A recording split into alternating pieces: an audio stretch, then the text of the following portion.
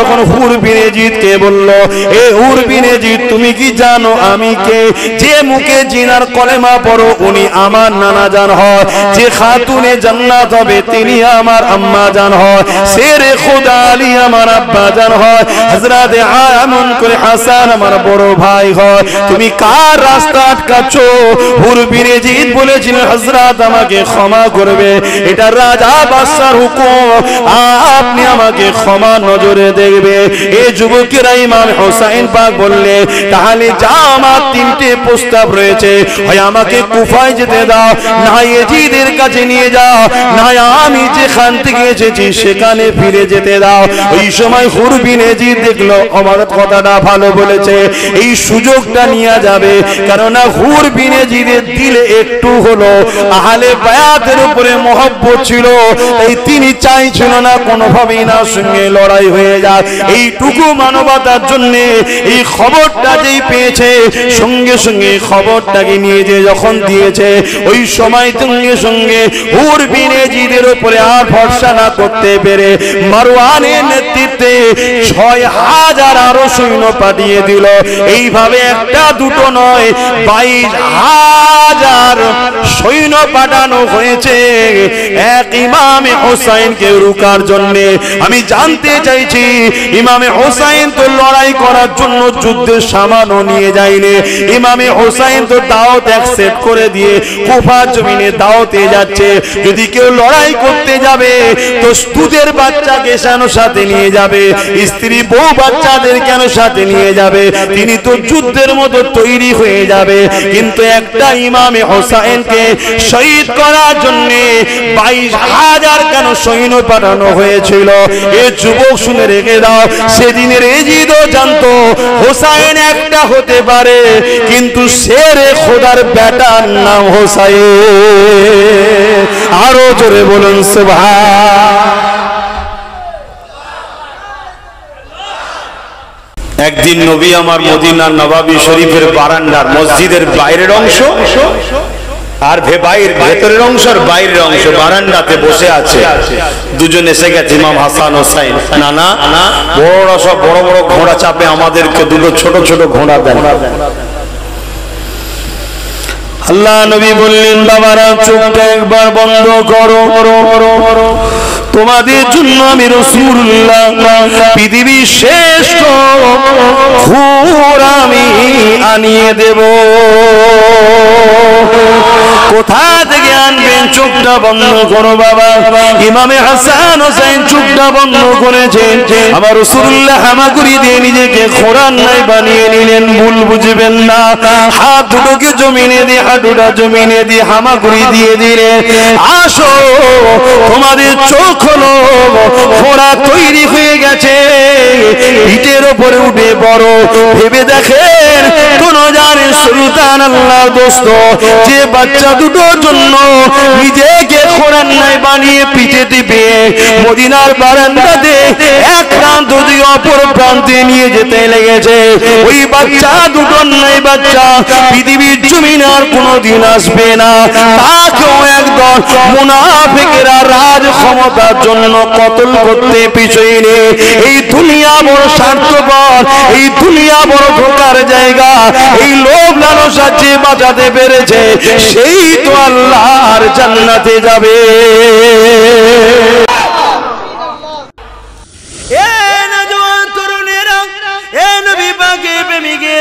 হযরত ইমাম হোসেন পাক এইভাবে রওনা দিয়ে দিলেন। অনেক বড় কথা, রাস্তাতে অনেকবার অনেক দিক দিয়ে ছিটিয়ে এসেছে। ও হযরত ইমাম পাক আপনি যাবেন না, যাবেন না, অনেক দিক দিয়ে ছিটিয়ে এসে আখিরাতে হাদিসটার কথা বললাম। আল্লাহ নবী খবে দেখেছি, নানা জানের সঙ্গে আমার একটা ওয়াদা নেওয়া হয়েছে, এই জন্য আমি হোসেনকে যেতেই হবে, রোকা যাবে না। এইভাবে যখন রওনা দিতে লেগেছে, এমন সময়তে কারবালার ময়দানের কাছাকাছি পৌঁছাবে। হুর বিন ইয়াজিদের নেতৃত্বে ১০০০ সৈন্য দিয়ে ইমাম হোসেন পাকের রাস্তাকে আটকে দেওয়া হলো। এই ইমাম পাক আপনি কোথায় যাবেন? এত সহজ নয়। তোমার আমার মতো লোককে তো মারতে ১ সেকেন্ড লোকের হাত কাঁপবে না। তোমাকে আমাকে গালি দিতে, মিথ্যা বদনাম দিতে লোকের ১ সেকেন্ড কাঁপবে না। নবীর নাতিদেরকে ছাড়ে দেয়। মুসলমানই, আমি অমুসলিমের কথা বলতে আসিনি এখানে, মুসলমান। আমরা মনে করি মুসলমান মানেই জান্নাতি, না ভাই, মুসলমান মানে জান্নাতি নয়, মোমেন মুসলমান জান্নাতি। প্রত্যেকটা মোমেনই মুসলমান, কিন্তু প্রত্যেকটা মুসলমান কিন্তু মোমেন নয়। খুব ভালো করে বুঝবেন, প্রত্যেকটা মোমেন, তার মধ্যে মুসলমান শর্ত আছেই, কিন্তু প্রত্যেকটা মুসলমানের মধ্যে মোমেন শর্ত নাও থাকতে পারে। মুমিন কে? মুমিনা কে? মুমিন সেই ব্যক্তি যে সব কিছু থেকে আল্লাহ ও রাসূলকে প্রাধান্য দেয়, আদব করে, ভালোবাসে, মেনে নেয়। জোরে বলুন সুবহানাল্লাহ। এমন কি মা বাপ, জমি জায়গা, স্ত্রী স্বামী, দুনিয়া, ক্ষমতা, জমি জায়গা, রাজগদি, সব কিছু থেকে, যদি আপনি ধরুন ভারতের কোনদিন প্রাইম মিনিস্টার হলেন, আর আপনার কাছে একটা মাসলা এসে গেল, যে মাসলাতে আপনাকে রাসূলের পক্ষ নিলে প্রাইম মিনিস্টারের গদি ছাড়তে হবে, আপনি যদি মুমিন হন, ওই রকম গদিতে হাজার বার লাথি মারেন, আপনি রাসূলুল্লাহর পক্ষেই দাঁড়াবেন। এই হলো জান্নাতি। জোরে বলুন সুবহানাল্লাহ। বখলের একজন রাজা ছিলেন, সুলতান ইব্রাহিম আদহাম। সুলতান ইব্রাহিম আদহাম তিনি বিরাট বড় রাজা ছিলেন। তিনি রাসূলের প্রেমে রাজ সিংহাসন ছেড়ে দিয়ে জঙ্গলে গিয়ে মোটা থলে কাপড় নিজে হাতে সেলাই করে পরতেন। এবং এক তারিখের ঘটনা, এক যুবক তিনাকে দেখে অবাক হয়ে যে বলছে, আরে আমাদের বাদশাকে ওখানে খুঁজে বেড়াচ্ছি, আর বাদশা এখানে জঙ্গলে নদীর ধারে বসে আছে। আল্লাহর ওলি, ইত্তাকু ফিরাসাতাল মুমিনি ফাইন্নাহু ইয়ানজুরু বিনুরিল্লাহ, নূরের পর্দার ভেতর থেকে আল্লাহ দেখিয়ে থাকে, জানিয়ে থাকে। ওলি বলতে লাগলেন, যুবক তুমি আমাকে পাগল মনে করছো, আমি পাগল হইনি। ক্ষমতার জোরে, প্রশাসনের পাওয়ারের জোরে, লাঠির জোরে, বন্দুকের জোরে, তরোয়ালের জোরে আমি বখল শহরের বাদশা ছিলাম, কিন্তু বখল শহরের বাদশাই ছেড়ে দিয়ে মুস্তাফা জানে রহমতের জুতো টানা গোলাম যেদিন থেকে হয়েছি, সেদিন থেকে আমাকে আল্লাহ শুধু মানুষের নয়, তামাম মখলুকাতের বাদশা বানিয়ে দিয়েছে। জোরে বলুন সুবহানাল্লাহ। সেদিন ক্ষমতার জোরে লোক আমার কথা শুনতো, আজকে দেখো আল্লাহর মখলুক পানির মাছও আমার কথা শোনে। হাতে যে সুইতে সেলাই করছিলেন পানিতে ফেলে দিলেন, দিবার পরে বলতে লাগলেন, এ পানির মাছেরা আমার সূঁচটাকে ফিরিয়ে দাও। হাজারো হাজারো মাছলি সোনার সূঁচ নিয়ে পানির কিনারায় মুখ তুলে রয়েছে। হুজুর বলছে, এটা নয়, আমারটা কই, আমি তো সোনার ফেলিনি। এক বড় মাছ হুজুরে সেই সূঁচটাকে নিয়ে এসে পানির কাছাকাছি এসে, ডাঙার কাছাকাছি এসে মুখ তুলে রয়েছে। জোরে বলুন সুবহানাল্লাহ। নবীর হয়ে যান, নবীর হয়ে যান, নবীর হয়ে যান। ইমামে হোসাইন পাকের দিকে আবার ফিরে আসছে। আল্লাহ নবীর পিঠে বসে হুজুরের চুলকে দুজনে মিলে ধরেছে।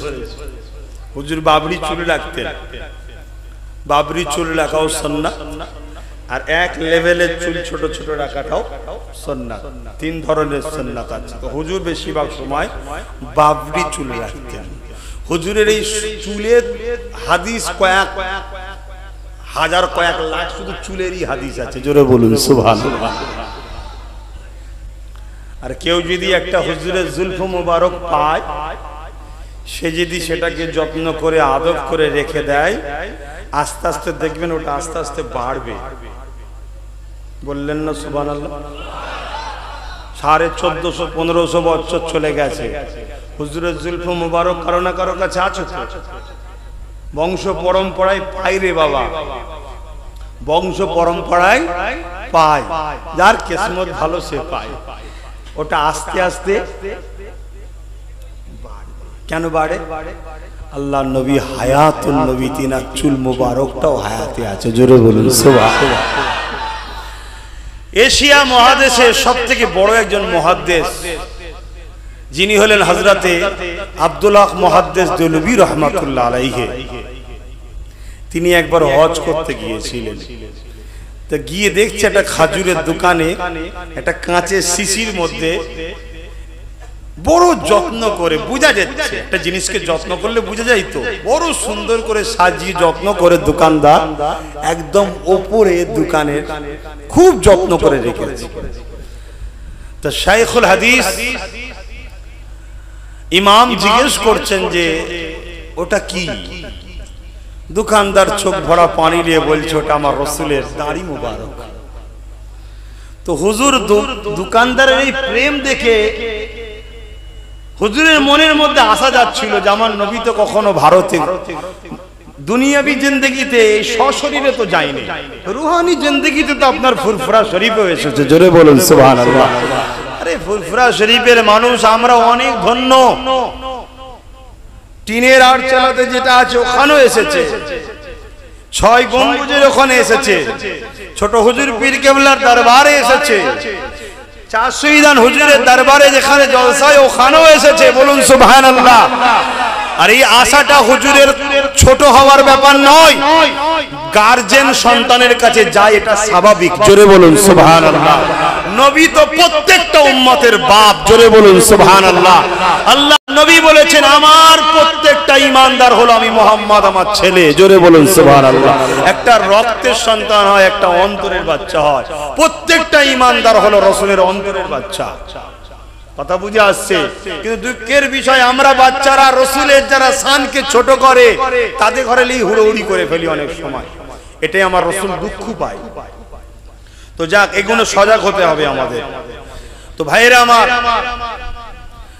নামাজ, রোজা, হজ, যাকাত, দান, খায়রাত এগুলো হচ্ছে আমল। এগুলো কি? আমল, কর্ম, কাজ। আর নবীর প্রেম আদবটা হলো ঈমান। ঈমান আগে না আমল আগে? বলুন বলুন। ঈমান।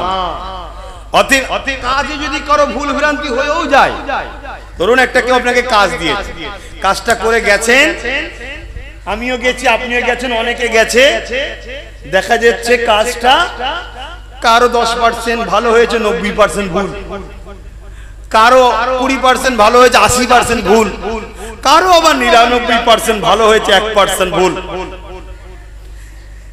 কিন্তু কাজ আপনি নিয়ে গেছেন, যদি আপনি কর্মচারী ওই মালিকের খাতায় আপনার নাম থাকে, আর মালিক তো বড় দয়ালু, মালিক কিন্তু আপনার গুঞ্জাইশ শুনবে যে হুজুর চেষ্টা করেছি, ভুল হয়ে গেছে, আপনি ক্ষমা করে দেন, চল যা। কিন্তু আপনি যদি সেই মালিকের খাতায় আপনার যদি গোলামীর নামটাই না থাকে, তাহলে আপনার সেখানে কোনো গুঞ্জাইশ আছে ভাই? 99% ভালো কাজ যিনারা করেছেন তিনারা হলো সুলতানে হিন্দ গরিবে নওয়াজ। জোরে বলুন সুবহানাল্লাহ। তিনারা বড় পীর সাহেব হুজুর। জোরে বলুন সুবহানাল্লাহ। তিনারা আমার মুর্শিদ কেবলা মুজাদ্দেদ জামান চা শহীদান হুজুর। ইনারা 100-এর মধ্যে 99% কোনো খোঁজ নাই, ভালো কাজ করেছে। জোরে বলুন সুবহানাল্লাহ। আমরা হলাম সেই আসামি, আমাদের 10% হয়তো ভালো আছে, 90% খারাপ। কিন্তু আমরা যদি মুস্তাফা জানে রহমতের ঈমানের জায়গাটা ঠিক রাখি, যে তিনাকে আমরা রাসূল বলে মেনে নিয়েছি, তিনাকে আদব করি, প্রেম করি, এখানে কোনো খুঁত যদি না থাকে, মহান আল্লাহ অনেক দয়ালু, আমাদের 10% ঠিকটাকে 90% ভুলটা দেখবে না, এটাকেই চালিয়ে নেবে। জোরে বলুন সুবহানাল্লাহ। কিন্তু ঈমান যদি না থাকে, 100% ভালো কাজ নিজেও লাভ আছে, কারণ আমি তোমার থেকে তো মাল লোবো না, তুমি তো আমার কেউ নও। ঈমান আগে, ঈমান। ঈমান রাসূলকে ভালোবাসার নাম, নবীকে আদব করার নাম। আর নবী নিজে বলছেন, আল্লাহ হাসান হোসেনকে আমি ভালোবাসি, যারা হাসান হোসেনকে ভালোবাসে আল্লাহ আপনি এদেরকে ভালোবাসবেন, তাদেরকে। জোরে বলুন সুবহানাল্লাহ। অপরাধী শরীফের মধ্যে আছে যারা আমি রাসূলুল্লাহকে পেতে যায় তারা যেন হাসান হুসাইনকে মহব্বত করে, যারা হাসান হুসাইনের সঙ্গে বক্স রাখবে, দুশ্মনী রাখবে, হাসান হুসাইনকে আঘাত দেবে। এ আমার মালিক আল্লাহ, আপনার কাছে আমি রাসূল দোয়া চাই, আপনিও তাদের উপরে বক্স রাখুন, তাদের উপরে আপনার আযাব রাখুন। এ যুবকেরা, তরুণীরা, বাপেরা, এ নবী পাকের প্রেমিকেরা, ইমামে হাসান হুসাইন ছোটবেলা থেকে নবীর কোলে পিঠে কাঁধে করে বড় হয়েছে। আল্লাহ নবী যখন কোন সফরে যেতেন, ইমামে হাসান হুসাইন দুজনকে দুই কাঁধে নিতে, দুই ভাই নবী পাকের চুল মুবারককে ধরে বসতো। যারাই দেখতো তারাই বলতো সওয়ারিটা বড় দামি, অর্থাৎ যার উপরে সওয়ার হওয়া হয় তাকে সওয়ারি বলা হয়, অর্থাৎ আমার রাসূলুল্লাহ বড় দামি প্রশংসা করে। যখনই কেউ বলে সওয়ারিটা বড় দামি, আল্লাহ নবী এক মুহূর্ত দেরি করত না, সঙ্গে সঙ্গে তার দিকে লক্ষ্য করে বলতো আপনি সওয়ারিটা দামি দেখতে পাচ্ছেন, সওয়ার দুটো কি দেখতে পাচ্ছেন না? আমি মুহাম্মদ জানিয়ে দিই সওয়ারি যেমন দামি, তাদের উপরে যে দুজন বসে আছে ওই সওয়ার দুটোকেও আল্লাহ পাক দামি বানিয়েছে।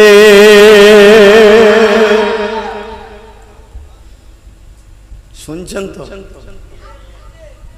না মনের মধ্যে হচ্ছে এটা না নামাজ, না রোজা, না হজ। আমি আবার বলছি, এটা আমলের আলোচনা হচ্ছে না, ইমানের আলোচনা হচ্ছে। এটা ইমান, হোসাইনও ইমান। নামাজের নামাজ আল্লাহ হোসাইনকে করেছে, জোরে বলুন সুবহানাল্লাহ। দেখুন নামাজের মধ্যে التحيات لله والصلوات والطيبات والسلام عليك أيها النبي ورحمة الله وبركاته السلام علينا وعلى عباد الله الصالحين। তো সালেহীনের খাতায় হোসাইন আছে না না? আরেক জায়গায় চলে যান, আল্লাহুম্মা সাল্লি আলা মুহাম্মাদিন ওয়া আলা, বলো তো হোসাইন কি আলে মুহাম্মদ? এইগুলো যদি আপনি ছেড়ে দেন নামাজ হবে? তাহলে আল্লাহ হোসাইনকে নামাজের নামাজ করেছে।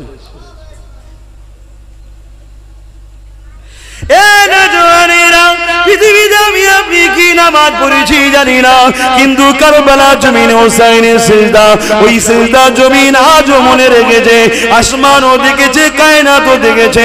এ যুবকেরা, আমার তো মনে হয় আল্লাহ পাককে যখন ফেরেশতারা বলেছিল ও রব্বি আল্লাহ মানুষ কেন তৈরি করবে, ওরা তো ফিতনা ফাসাদ করবে, আমার আল্লাহ বলেছিল নয়তো এ আমার ফেরেশতারা যা তোরা তুই ইবাদত করিস বলি হোসাইনের নাই একটা সিজদা তোরা নিয়ে এসে দেখা। না না, পারবি না, পারবি না, কারণ আমার হোসাইনের জোড়া দ্বিতীয় সিজদা জমিনে হয়নি আর হবে না। যেখানে 22,000 সৈন্য দাঁড়িয়ে আছে আমার হোসাইনকে শহীদ করবে বলে, যেখানে 22,000 তীর তরোয়াল নিয়ে দাঁড়িয়ে আছে আমার হোসাইনকে কতল করবে বলে, যেখানে 22,000 সৈন্য ঝাঁকে ঝাঁকে আসছে আমার হোসাইনকে কতল করে দেবে বলে, এ যুবকেরা হোসাইন তরোয়াল চালাতে লেগেছে। বেঈমানীরা, জাহান্নামীরা, জাহান্নামের কুত্তারা দুটুকরো হয়ে জাহান্নামে যেতে লেগেছে। হোসাইনের তরোয়ালের সামনে কেউ দাঁড়াতে পারছে না, সীমার মাথায় হাত দিয়ে বসে গেছে। আজ পৃথিবীর দুশ্মন এক জায়গায় হয়ে গেল, আলীর বেটাকে কেউ থামাতে পারবে না, শেরে খুদার বেটাকে কেউ থামাতে পারবে না। হঠাৎ করে দেখা যায় ইমামে হোসাইনের তরোয়াল থেমে গেল, ঘোড়ার পিঠ থেকে নামতে লেগেছে। দুশ্মন চতুর্দিকে ঘিরে দূরে দূরে দাঁড়িয়ে আছে, কেননা যে আগায় সেই তরোয়ালে দুটুকরো হয়ে যায়, তাই অন্তরে ভয় তাদের ঢুকে গেছে, তাই দূরে দূরে দূরে দূরে দাঁড়িয়ে আছে। সবাই অবাক হয়ে দেখতে লেগেছে কে থামালো হোসাইনকে, কে হোসাইনের তরোয়ালকে রুকে দিল, কি জন্য হোসাইন ঘোড়া থেকে নেমে গেল। এ যুবকেরা, দেখা যায় আমার হোসাইন পাক তরোয়ালটাকে রেখে দিয়ে আল্লাহ পাকের নামাজে দাঁড়িয়ে গেছে। অর্থাৎ এই জমিনে হোসাইনের তরোয়াল একমাত্র যিনি থামিয়েছে ওটা অন্য কেউ না, আল্লাহর প্রেম, আল্লাহর সিজদা থামিয়ে দিয়েছে।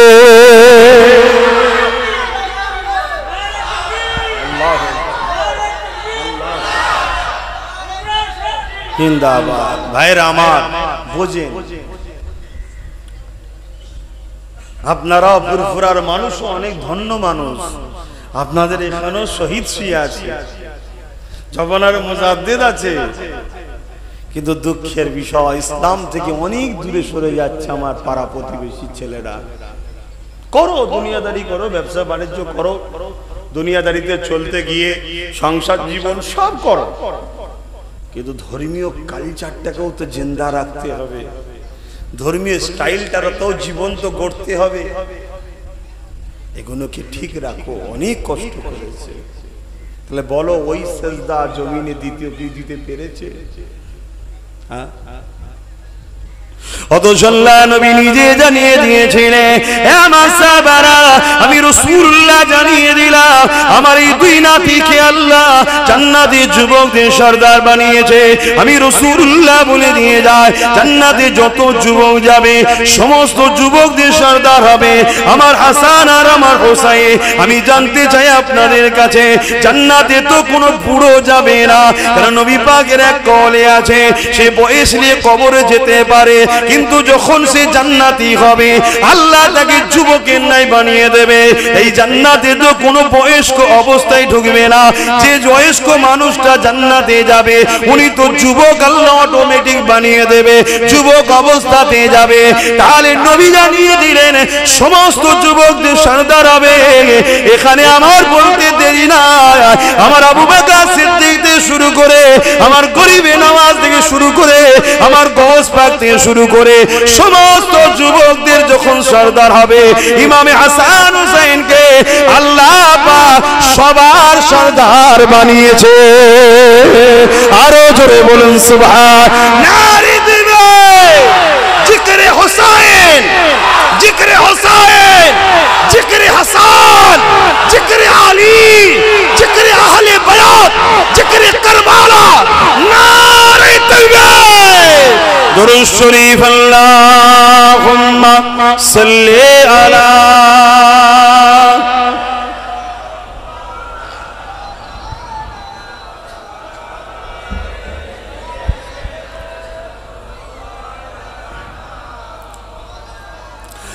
सैयदे करबला में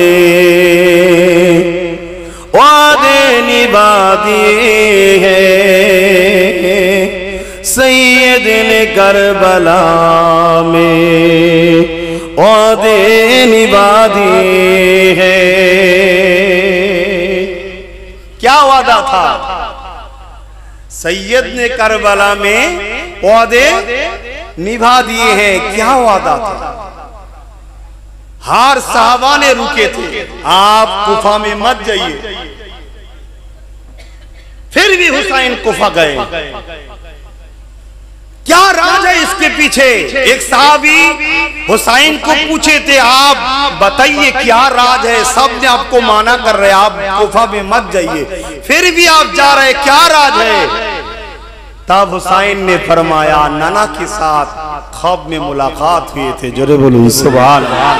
कुछ बातचीत हुई है जो एक वादा लिए हैं नाना के साथ, नाना থেকে ওয়াদা নিয়েছি আমি। তখন সাহাবী জানতে চেয়েছে সেই ওয়াদাটা কি জানতে পারি? ইমাম পাক বললেন যতদিন আমি দুনিয়ায় আছি জানানো যাবে না, এটা নানা নাতির গোপন আলোচনা। তাই হুজুর গেছিলেন, আর না হয় সবাই বারণ করেছিলেন। হুজুর সবার কথাকে গুরুত্ব দিত, বড় বড় মুরব্বী সাহাবারাও বারণ করেছিলেন, কিন্তু নানার সাথে যে কি ওয়াদা হয়েছে সেটা হুজুরই জানে আর নানাই জানে। সৈয়দে কারবালা মে ওয়াদে নিভা দিয়ে हैं, सैयदे करबला में वादे निभा दिए हैं। दीन मुहम्मदी के गुलशन खिले दिए हैं, दीन मुहम्मदी के गुलशन खिला दिए हैं। सैयदे करबला में वादे निभा दिए हैं। बोले हुसैन मौला रिजा के खातिर बोले हुसैन मौला आपकी रिजा की खातिर मैंने के करके हीरा लुटा दिए हैं, मैंने के करके हीरा लुटा दिए हैं।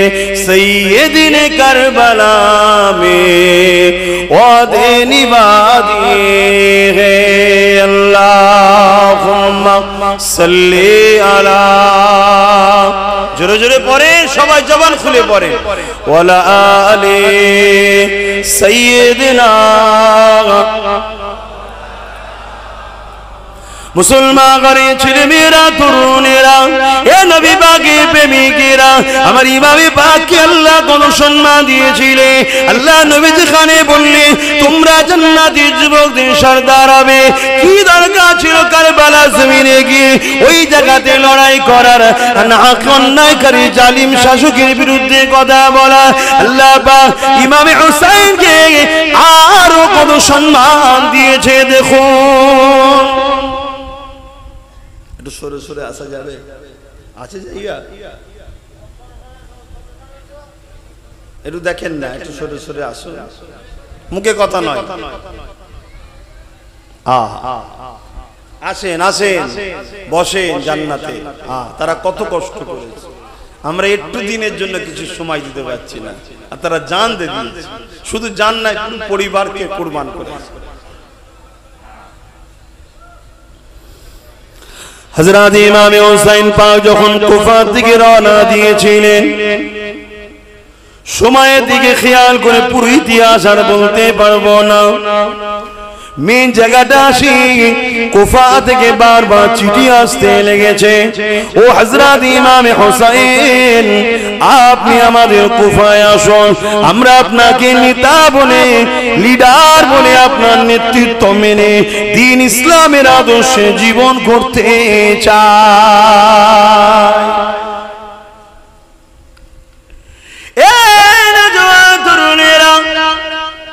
এই চিঠিখানা নিয়ে গে আল্লাহ নবী নওয়াজা হযরত ইমাম হুসাইন পাক সাহাবা হুজুরদের মধ্যে যিনারা হায়াতে ছিলেন দেখাতে লেগেছেন। দেখুন আপনারা যেতে নিষেধ করছেন, সাহাবারা কেন যেতে নিষেধ করেছিলেন? কেননা কুফার মানুষেরা ইতিপূর্বে আল্লাহ নবী জামাতা হযরত শেরে খোদা আলী হুজুরের সঙ্গে ধোঁকা প্রতারণা দিয়েছিল, অথচ কুফাকে কেউ চিনত না। আল্লাহ নবী নওয়াজ জামাতা হযরত আলী রাদিয়াল্লাহু তাআলা যখন আপনি পৃথিবীর খলিফা হন, তখন তিনি মদিনা থেকে এমন করে সেই দরবারকে রাজ দরবারকে কুফার জমিনে নিয়ে গিয়েছিলেন। বিশেষ কারণ ব্যবসার জন্য ছিল, যেটা অবশ্যই উন্নতি ভালোর জন্যই করেছিলেন, কিন্তু কুফার মানুষেরা বড় ধোঁকা দিয়েছিল। মাওলা আলী শের খোদাকে ফজরের নামাজ একসাথে পড়ে নিয়ে হুজুরকে কতল করেছিল এই নামাজি মুনাফিকেরা। তাই নবী সাহাবারা বলেছিলেন আপনার আব্বাকে কুফা মানুষরা ধোঁকা দিয়েছে, আপনি কুফার জমিনে যাবেন না। চিঠি এসেছে তো কি হয়েছে, আপনাকে ছাড়ব না, কেননা আপনি হলেন রসুলের নমন করে রসুলের চোখের মতি, আপনি ইসলামের জ্যোতি, আপনাকে আমরা হারাতে কোনো দিন পারব না। আবার কিছুদিন পর একটা চিঠি এলো, তাতে অনেক লোকের সই এবং লিখতে লেগেছে যদি আপনি না আসেন, ধোঁকাবাজদের কাজ দেখুন, যদি আপনি না আসেন কিয়ামতের দিন আল্লাহর কাছে আপনার বিরুদ্ধে নালিশ দেবে। আর আল্লাহ ওয়ালাদের ঘরে শুধু আল্লাহর দোহাইটা দিলেই তারা। দিল্লিতে একটা মাজার আছে, দিল্লি যে দেয়ালটা দেখবেন হিলে আছে, ওই দেয়ালটা যদি পিঠ ঠেকিয়ে করেছিলেন, ওনার পীরের নাম ছিল হযরতে কাসেম রাহমাহুল্লাহ।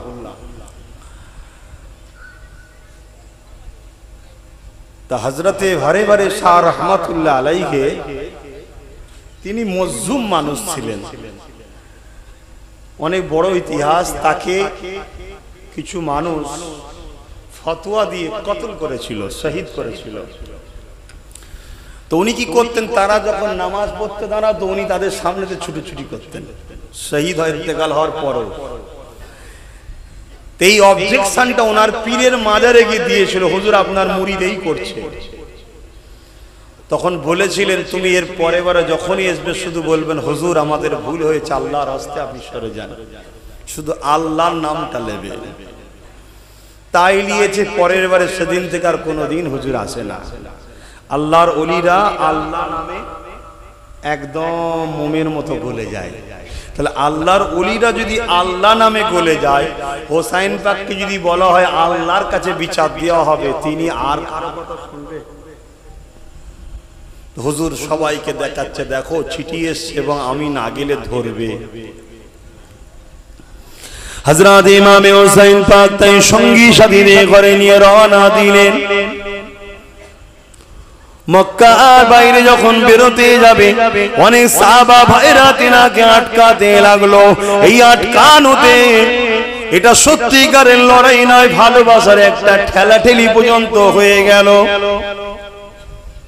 তথাপি ইমাম পাক আল্লাহর দ্বীনের জন্য, যাতে করে আমার নানার উম্মতেরা একজন সারাবিকে লিডার বলে না মানে, যাতে করে আমার নানার উম্মতেরা একজন চরিত্রহীনকে লিডার বলে না মানে, যাতে করে আমার নানার উম্মতেরা একজন জুয়াখোর, একজন সমাজ বিরোধী, প্রজাদের উপরে জুলুম করে এরকম জালিম শাসকের নেতৃত্ব না মানে। আর আজকে তো আমরা খুশি মনেই মানি নাকি?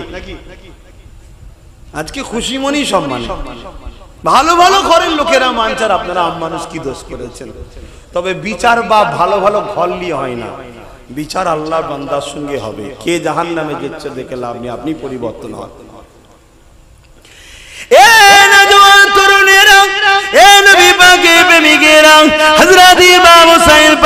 এইভাবে রওনা দিয়ে দিলেন। অনেক বড় কথা, রাস্তাতে অনেকবার অনেক দিক দিয়ে চিঠি এসেছে, ও হযরত ইমাম পাক আপনি যাবেন না যাবেন না। অনেক দিক দিয়ে চিঠি এসে আখিরাতে হাদিসটার কথা বললাম। আল্লাহ নবী খবে দেখেছি নানা জানের সঙ্গে আমার একটা ওয়াদা নেওয়া হয়েছে, এই জন্য আমি হোসাইনকে যেতেই হবে, রোকা যাবে না। এইভাবে যখন রওনা দিতে লেগেছে, এমন সময়তে কারবালার ময়দানের কাছাকাছি পৌঁছাবে। উর বিন ইয়াজিদের নেতৃত্বে 1000 সৈন্য দিয়ে ইমাম হোসেন পাকের রাস্তাকে আটকে দেওয়া হলো। এ ইমাম পাক আপনি কোথায় যাবেন? ইমাম পাক বলতে লেগেছে আমাকে কুফার মানুষেরা দাওয়াত দিয়েছে, আমি কুফার জমিনে যাব। উর বিন ইয়াজিদ বলতে লেগেছে যে নির্দেশ আছে আপনাকে যেতে দেওয়া হবে না, আপনাকে ইয়াজিদের বায়াত নিতে হবে, ইয়াজিদকে খলিফা বলে, নেতা বলে, শাহিনশাহ বলে আপনাকে মেনে নিতে হবে। উর বিন ইয়াজিদ এইভাবে ঘিরে ফেললে। এ যুবকেরা, হযরত ইমাম হোসেন পাক তখন উর বিন ইয়াজিদকে বলল, এ উর বিন ইয়াজিদ তুমি কি জানো আমি কে? যে মুখে জিনার কলেমা পড়ো উনি আমার নানা জান হয়, যে খাতুনে জান্নাত হবে তিনি আমার আম্মা জান হয়, শেরে খোদা আলী আমার আব্বা জান হয়, হযরত আমন করে হাসান আমার বড় ভাই হয়। তুমি কার রাস্তা আটকাচ্ছো? উর বিন ইয়াজিদ বলেছিলেন হযরত আমাকে ক্ষমা করবে, এটা রাজা বাদশার হুকুম, আপনি আমাকে ক্ষমা নজরে দেখবে। এই যুবকেরা ইমাম হোসেন পাক বললে তাহলে যা আমার 3টে প্রস্তাব রয়েছে, হয় আমাকে কুফায় যেতে দাও, না ইয়াজিদের কাছে নিয়ে যাও, না আমি যেখান থেকে এসেছি সেখানে ফিরে যেতে দাও। ওই সময় উর বিন ইয়াজিদ দেখলো আমার কথাটা ভালো বলেছে, এই সুযোগটা নিয়ে যাবে, কারণ উর বিন ইয়াজিদের দিলে একটু হলো আহলে বায়াতের উপরে মহব্বত ছিল, তাই তিনি চাইছিল না কোনোভাবেই না সঙ্গে লড়াই হয়ে যায়। এইটুকু মানবতার জন্য এই খবরটা যেই পেয়েছে সঙ্গে সঙ্গে খবরটাকে নিয়ে যে যখন দিয়েছে, ওই সময় সঙ্গে সঙ্গে উর বিন ইয়াজিদের উপরে আর ভরসা না করতে পেরে মারওয়ানের নেতৃত্বে 6000 আরো সৈন্য পাঠিয়ে দিল। এইভাবে একটা দুটো নয়, 22,000 1000 সৈন্য পাঠানো হয়েছে এক ইমামে হোসাইনকে রুকার জন্য। আমি জানতে চাইছি ইমামে হোসাইন তো লড়াই করার জন্য যুদ্ধের সামানও নিয়ে যায়নি। ইমামে হোসাইন তো দাওয়াত অ্যাকসেপ্ট করে দিয়ে কুফার জমিনে দাওয়াতে যাচ্ছে। যদি কেউ লড়াই করতে যাবে তো দুধের বাচ্চাকে কেন সাথে নিয়ে যাবে, স্ত্রী বউ বাচ্চাদের কেন সাথে নিয়ে যাবে? তিনি তো যুদ্ধের মতো তৈরি হয়ে যাবে। কিন্তু একটা ইমামে হোসাইনকে শহীদ করার জন্য 22,000 কেন সৈন্য পাঠানো হয়েছিল? এ যুবক শুনে রেখে দাও, সেদিনের এজিদও জানতো হোসাইন একটা হতে পারে, কিন্তু শেরে খোদার বেটার নাম হোসাইন। আরো জোরে বলুন সুবহান। আজকে এজিদরাও দেখুন সেম জিনিস করছে। আজকে এজিদ আছে না নাই? কথা বলছে না কেন? এজিদ কাকে বলা হয়? শাসকের নামে যে শোষণ করে তাকে এজিদ বলা হয়। এজিদ কাকে বলা হয়? যে শরাব খায় তাকে এজিদ বলা হয়। যে নারী দেহ শোষণ করাকে পছন্দ করে, যে প্রজাদেরকে জুলুম করে, যে ক্ষমতার জোরে নিরীহ গরিবদের ঘরে লোটে, এই রকম শাসককে এজিদ বলা হয়। তাহলে আজকে এরকম এজিদ আছে না নাই? আওয়াজ দিয়ে বলুন, আছে না নাই? আজকের এজিদ গুলো দেখুন এক হোসাইনিকে রুকার জন্য বাপরে বাপ কি না চেষ্টা করছে। কেন? সেও জানে একটা হতে পারে, কিন্তু খানদানে কুরাইশ আছে, খানদানে আহলে বায়াত আছে, খানদানে রাসূল আছে। অতএব একে রুকা অত সহজ নয়। জোরে বলুন সুবহানাল্লাহ। এ তো যুগ যুগ ধরে চলবে। আল্লাহ, এ তো যুগ যুগ ধরে চলবে। যুগে যুগে এজিদ এসেছে না আসে না? বলুন বলুন বলুন। শুধু হোসাইন হুজুরের পিরিয়ডে হই শেষ হয়ে গেছে না? হোসাইন হুজুরের পিরিয়ডে যে ইতিহাস এজিদ রচনা করেছে, যুগে যুগে ওরকম এজিদ এসেছে। সেদিন এজিদ হোসাইনকে মিটাতে চেয়েছে, খুব নিজে মিটে গেছে। আজকের এজিদরা হোসাইনিদের মিটাতে চাই। চটে না আমাদের। আমরা যারা হোসাইনি, কারা হোসাইনি? হাত তোলো তোলো। মারহাবা, নারে তাকবীর, নারে তাকবীর। বলুন ইয়া হোসেন, ইয়া হোসেন। আমরা যারা হোসাইনি আছি, হোসাইনকে লিডার বলে মানি, আমাদেরকে মিটাবার জন্য আজকে এজিদ আসছে না। কিন্তু যুগে যুগে হোসাইন মেটেনি। কাল ভি হোসাইন থা, আজ ভি হ্যায়। এদা এজিদ কাল মিটেছে, আজকে এজিদরাও মিটছে, বাধ্য হবে। জোরে বলুন ইনশাআল্লাহ। কিন্তু আমরা যেন হোসাইনি থাকি, এটা মাথায় রাখতে হবে। শুধু হাত তুলে দিয়ে তাকবীর দিলেও তো হয় না। হোসাইনিদের খসলত কি? জালিমদের সাথে দল নয়, অত্যাচারীর সঙ্গে আপোষ নয়। যারা আমার মাদ্রাসাকে মিটাতে চায় তাদেরকে সাপোর্ট নয়।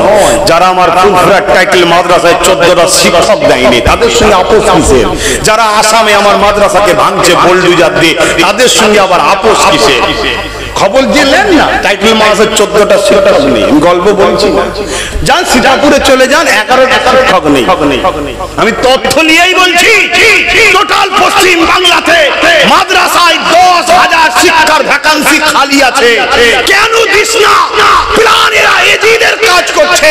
কেন? এরা জানে মাদ্রাসায় ইনসানিয়াতের শিক্ষা দেওয়া হয়, মাদ্রাসায় সভ্যতার শিক্ষা দেওয়া হয়, মাদ্রাসায় গরিব দরদি শিক্ষা দেওয়া হয়, মাদ্রাসায় মা বাপের সেবা করার শিক্ষা দেওয়া হয়, মাদ্রাসায় হুব্বুল ওয়াতন দেশকে ভালোবাসার শিক্ষা দেওয়া হয়, মাদ্রাসায় সুদ নিও না শিক্ষা দেওয়া হয়, মাদ্রাসায় ঘুষ খেও না শিক্ষা দেওয়া হয়, মাদ্রাসায় চুরি করো না শিক্ষা দেওয়া হয়, মাদ্রাসায় জালিমকে সাথ দিও না শিক্ষা দেওয়া হয়। তাইরা মাদ্রাসাকে মিটাবার জন্য 10,000 শিক্ষা ভ্যাকান্সি খালি করেছে। যেখানে শিক্ষক থাকবে না সেখানে ছাত্র দেবে না। ছাত্র যখন থাকবে না প্রতিষ্ঠানটা ভেঙে পড়ে যাবে। এরা মাদ্রাসার দুশমন। মাদ্রাসার দুশমনকে যারা সাপোর্ট করে সে হতে পারে কোন সিদ্দিকী, হতে পারে কোন সৈয়দ দাবিদার, কিন্তু বলতে আমি বাধ্য হচ্ছি আজকের এজিদের দালাল ছাড়ার কিচ্ছু নয়। ঠিক না বেটি?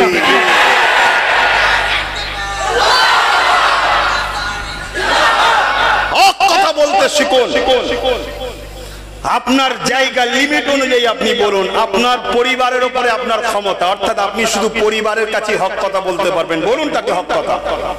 এটাও জিহাদের সওয়াব পাবে। আপনি পাড়ার মোড়ল, আপনার কথা পাড়ার লোক শোনে, আপনি পাড়ার বাসীর কাছে হক কথা বলুন। আপনি পঞ্চায়েতের প্রধান, আপনার পঞ্চায়েত আপনার কথা শোনে, আপনি পঞ্চায়েত পর্যন্ত হক কথা বলুন। আপনি এলাকার বড় নেতা, একটা পুরো থানা 2-10টা থানা আপনার কথা শোনে, আপনি ওই এলাকায় হক কথা বলুন। আরে আপনি যদি হক কথা না বলতে পারেন তাহলে আপনি তো এজিদ।